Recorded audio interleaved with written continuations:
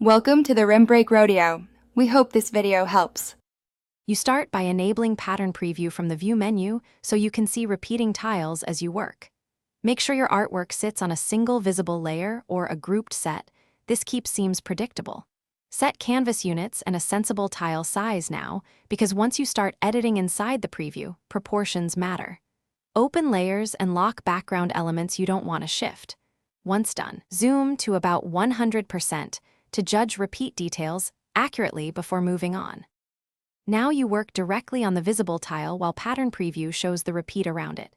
You should use non-destructive layers and convert complex art to smart objects so you can tweak without loss. Address seams with offset, clone stamp, or healing tools. Move elements toward edges and test the flow. Use guides and the grid to align motifs. Transform and scale smart objects rather than rasterizing. Make iterative adjustments. Each change updates in the preview, so you can instantly judge how repeats interact.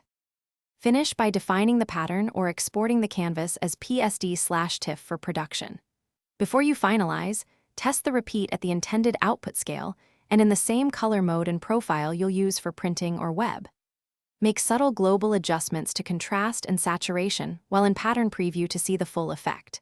If something looks off, recheck seams and locked layers, confirm units and document resolution, and then re-export. One key troubleshooting tip: relink or rasterize any unsupported smart filters that break the repeat. Thanks for watching. Consider subscribing if we helped you.